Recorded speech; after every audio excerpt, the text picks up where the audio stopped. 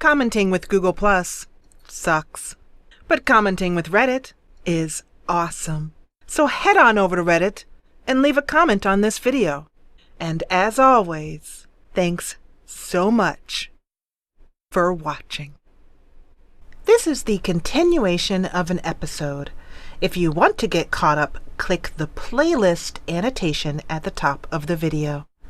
Make sure to subscribe so you don't miss any episodes. And I tripped her using my sword. It was basically a sweep. Okay. Of her legs. So, yeah. Okay. Just because I think that sounds cool.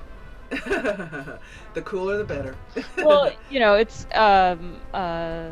when I use my sword, it's forceful and messy. Mm-hmm. So, like, I want it to be messy without amputating anything on Osana.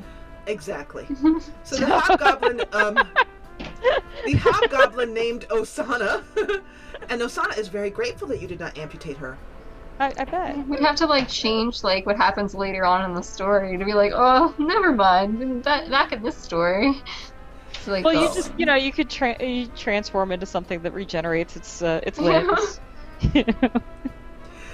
Osana, what you see from the ground as you look up is you see the bear rearing up on his hind legs to attack this man.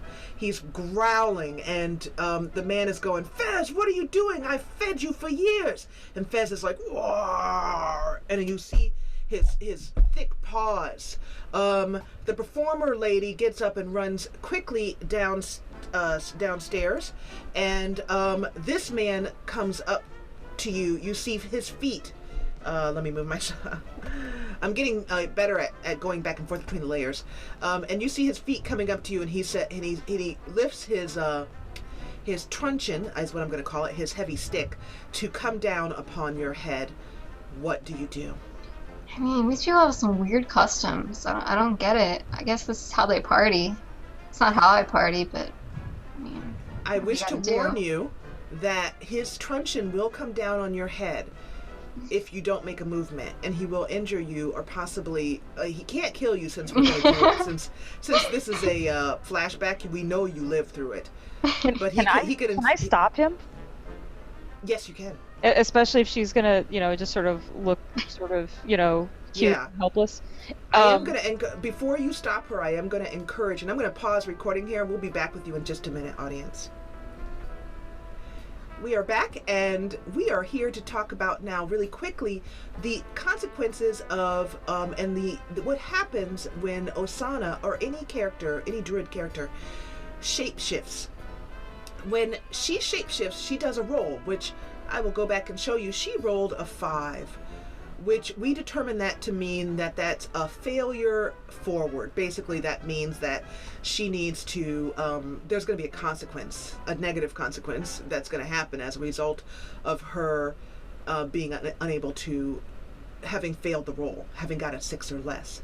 That consequence was she turned not into a bear as she was hoping to, but she turned into a hobgoblin.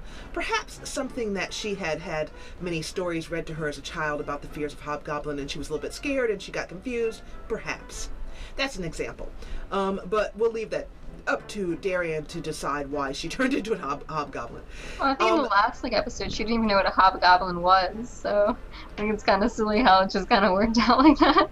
Yeah, and I actually rolled hobgoblin over here on my GM tool that I use for rolling what's going to happen next. In any case, maybe she knows what they are. Like, she's heard of them. She's heard stories. She's seen pictures. Or she's seen one, but she never put a name to the face. Or she just has a completely different experience with hobgoblins. Like, the only one she's ever met was a really nice guy. He's so nice. I mean, you were trying to turn into something that the bear would like. You thought, so it's like no, this is a comforting person. Yeah, he sold chocolate in the villages. Right, yeah. And nice. that's why your approach with the hobgoblins was like, hey, I have a stick for you. And Stephanie is referring to the previous episode of last week where Darian turned into a hobgoblin. Was confronted by hobgoblins, and she offered them a stick, thinking that they were friendly. That backfired. More But, like yeah, front fire. It fire into her front. So So, also, audience, we wanted to explain hold and also moves on. When you change into, as a druid, when you change into a shape, you get holds, which are basically moves that you can do while you're in that shape that are specific to that shape. Like, for example, as a bear, you might get the hold to growl menacingly, which scares people away, for example. Or you might get the hold to be able to run very, very quickly without losing stamina, for example. You might get the hold to be able to crush things by throwing your body on top of them. Those kind of things. For a hobgoblin, that's a little bit different because it's not an actual animal, but we're going to get for hobgoblin, you can, suggestions from the table for what because she has one hold that she can use. Oh, and in fact, in this case,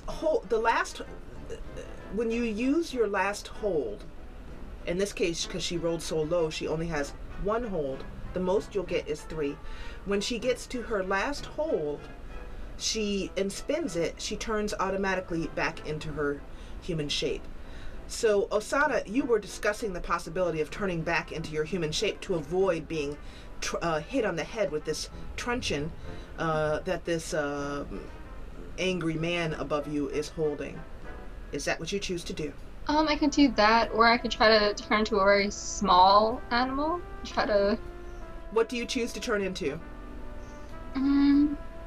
Maybe a bird. Okay. Have you got an idea as to what the bird is? What type of bird? Let's say a macaw. Those are nice. A macaw. Okay, cool. And I'm gonna pull that up. Is that MCCALL? I think it's just MACAW.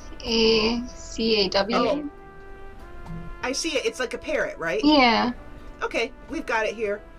Okay, audience. So this is what our wonderful druid is choosing to turn into, is a macaw. So you feel your body suddenly shift, and it's always disconcerting, I would imagine, when you shift. How do you feel when you shift? And the first time you shifted, how did that feel? I mean, it kind of feels like someone takes your bones and just rips them apart and then puts them back together and just kind of meshes everything. It's not very good. Is it painful, or is it just existentially you get painful? used to it. Yeah. It's not the best feeling, but you just kind of do it. It's like stubbing your toe. It's not good, but it happens. So you can go ahead and roll for that. Roll 2d6 plus your wisdom, -1 on that macro there. Yay! Finally a success. A success. So you have a 7. So that means that you get 2 holds. Your first move is it's always difficult to think of them off the top of my head. And what I do is I go quickly to Wikipedia for the animal you're changing into, and I read through it real quickly to kind of find out what you have the ability to peck and screech so loudly that people have a difficult time being able to hear. That's your first move. You can do that. And so I just have another question. When I'm in an animal form, can I still talk? Or yes, do I just say you can still communicate with other animals? But I mean, like, can I still speak, say, the common language, like English or something? Or am I just speaking as an animal? Like, can I only chirp now that I'm a bird, or... What do you think, Stephanie? Generally speaking, no. But are macaws a type of bird that can talk or mimic? I think some parrots like a parrot, can, but not all can. I know African gray like a parrot can. Yeah. I'm not seeing anything here on my Wikipedia. Yeah, I think it's only certain parrots that can. I don't think all. Yeah. Okay, so it seems to me that you can still communicate with other animals, and that doesn't change. I don't think that you can speak common unless you pick an animal that has some ability to be able to speak. But you can, of course, use, typical, use motions or movements to try and get people to understand you. Okay? So you have now changed into a macaw. I'm going to flip over to Makino here, so Makino can tell us what she is doing as she sees Osana change into a macaw. And as you change into a macaw, Osana, the man above you, whose truncheon is coming down, hits the ground with a thud as he just misses your body as you flip into a macaw, and the bear goes, whoa! Makino, what do you do? Okay, so and that means I ran over to Osana, right? Yes. So I have my sword out, and there's a bear, and there's a couple of dudes, and the hobgoblin turned into a bird, and wow, this is really spicy. So. And yes, go ahead. So, am I experiencing any danger or effects of this? I was just about to tell you about that. Yes, I was just about to tell you. You don't feel anything except for an unusual wobbliness in your legs. It's very mild, though. Okay. But so far, it's just a little bit of wobbliness. Okay. I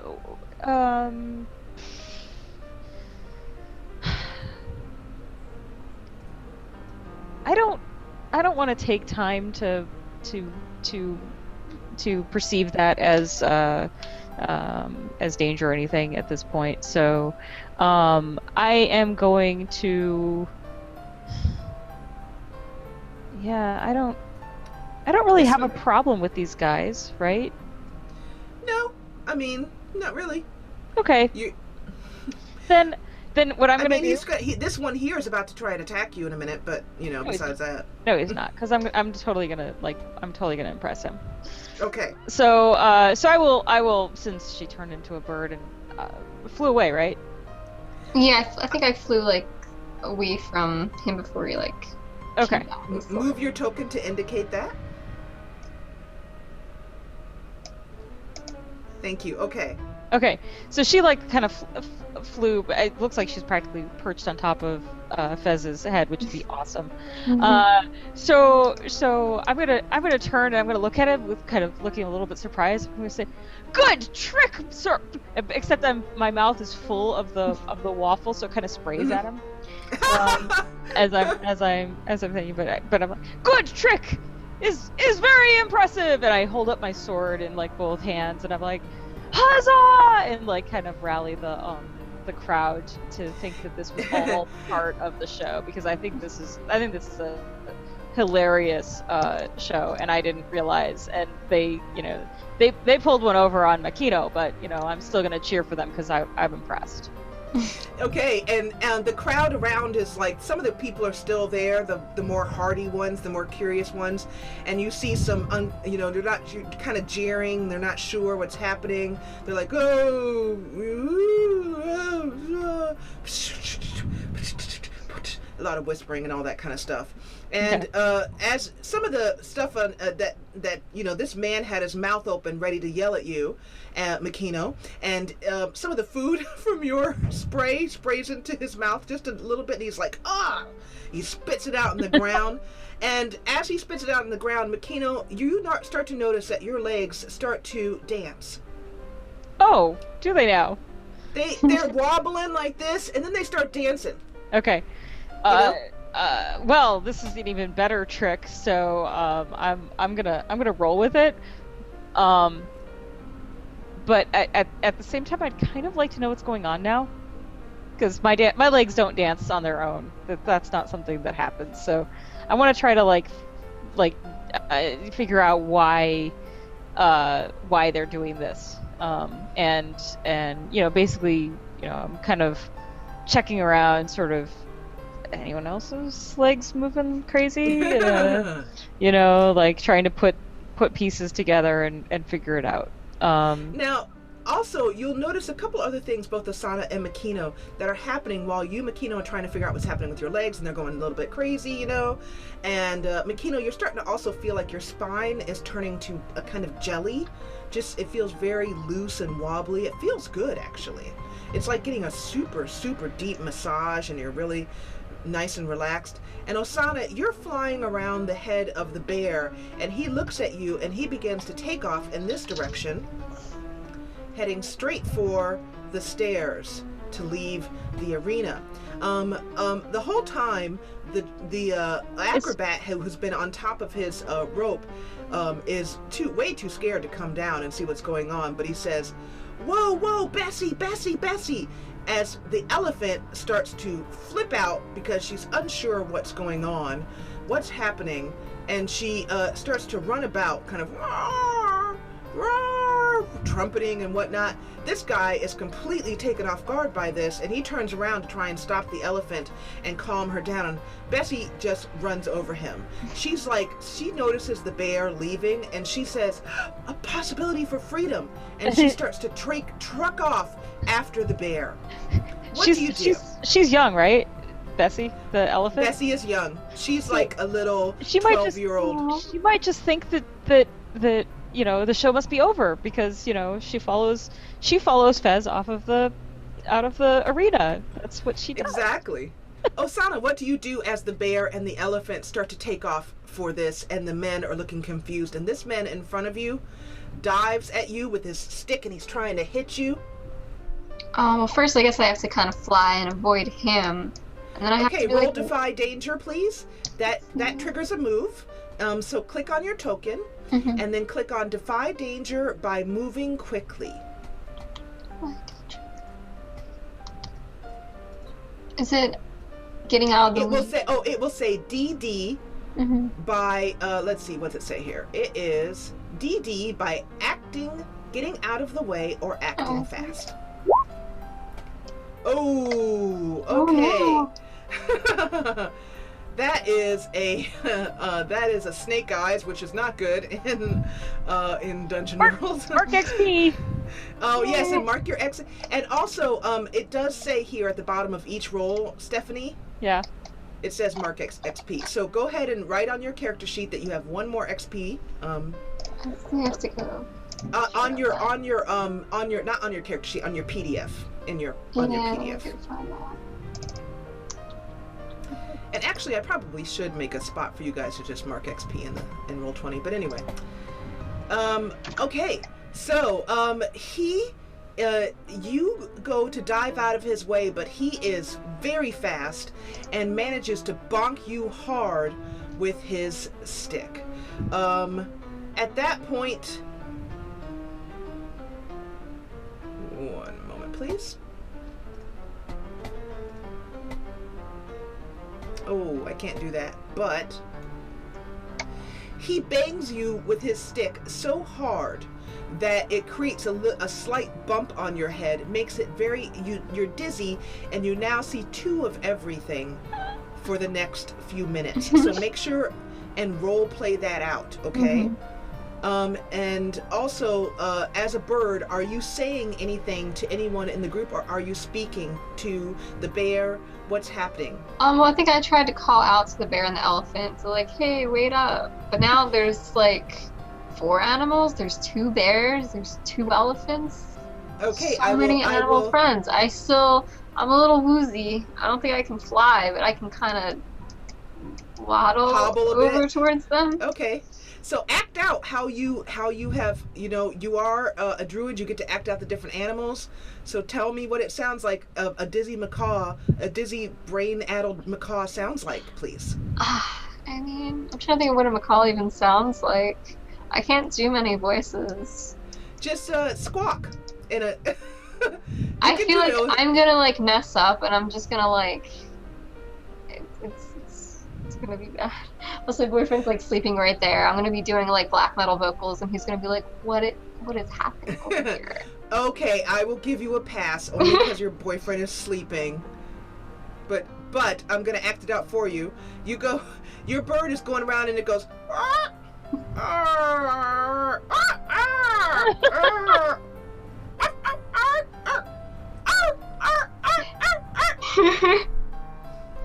Okay, so, and I'm sure the audience is going to say, oh, Darian, we want to hear you act that out. You're going to get that in comments, I bet. Next By time. the way, when you guys are watching, those of you watching, you can always leave comments for both myself and the other players, and encourage them as to what you want to see their characters do, or things that you think that their character has done well. And you can do that over at reddit.com/r/the Jessa channel. So we're going to take a break in just a minute here, but before we do, Makino, you notice that your spine is getting very jellified, and then your arms start to flap about, and you start going like this. So I what I was trying to do was, and maybe I should have used the name of the move, but I want to discern realities. I want to know what's going on. Go ahead and discern realities. Okay, so discern realities is a move in Dungeon World, which basically allows you to show, and I'll show you. You'll see the text come up on the screen here in a minute. Oh, I didn't do the. Oh yeah, hit your macro button, so that the audience can see what's happening. We'll keep that same roll though. Okay. Okay. Oh, you're probably like, damn, I want the other roll. That's okay.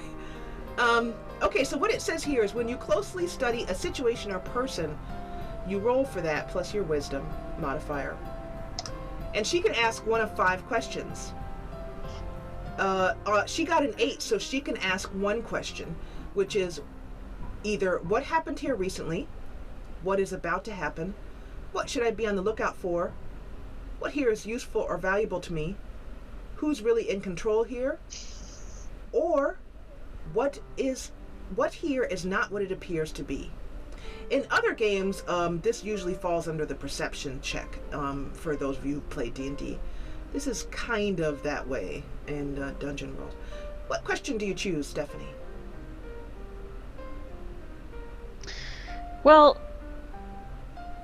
I know Makino really wants to know why she's starting to dance. But I think it makes a more interesting story to ask what here is not what it appears to be. Because the macaw is, as a player, I know the macaw is not what it appears to be. So I think it makes a better story if I ask that. So I'm going to go with that. I love a player who, that's the way I play. I always will make the choice that really goes for the juicy story, you know. Even if it means my character ends up, you know, in dire circumstances. Yeah, and if Makino ends up dancing around like a chicken for a while, okay. You know what? You know what? Being ridiculed across the land is a type of fame, and sort of glorious. So it is that if you do the best chicken dance ever. And by the way, Makino, as you start to do the walk and your legs are going independently of your arms, the audience starts going, encore, encore, and a few of them stand up. And a couple of them throw some mystery meat out there from their sandwiches. Exactly. And some mystery meat lands right here.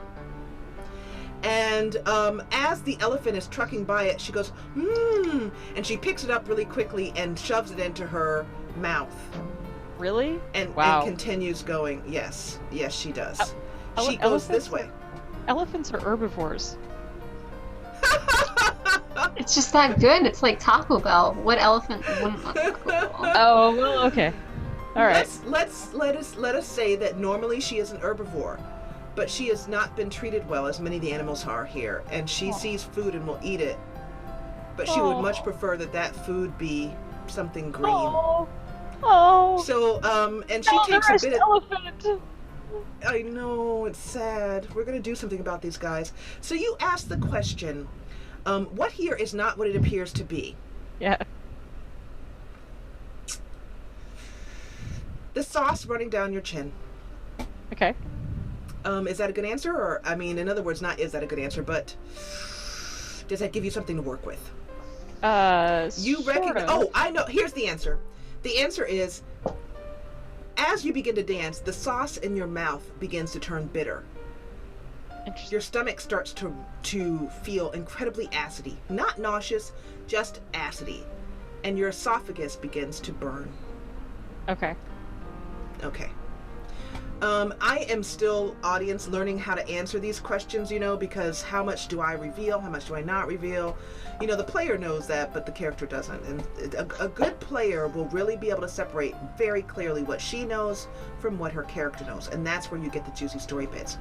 Osana and Makino, we're going to take a break at this point, and then we're going to come back after the break, and you're going to hopefully chase a running bear and an elephant off. The audience is cheering around you, the music is going, and the jester is sitting on his high wire with his mouth open and saying, well, ain't this something?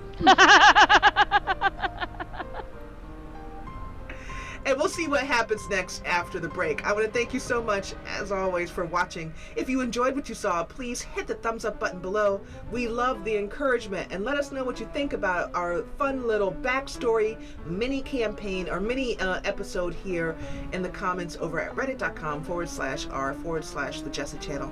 And if you'd like to join us for more adventures, make sure to subscribe. And we'll see you the next time back at the circus. Thanks, as always, for watching. Get every new Jessa channel video right in your email inbox. Subscribe, then, from your YouTube homepage, click Manage Subscriptions, then check Email with new uploads. And thanks for watching.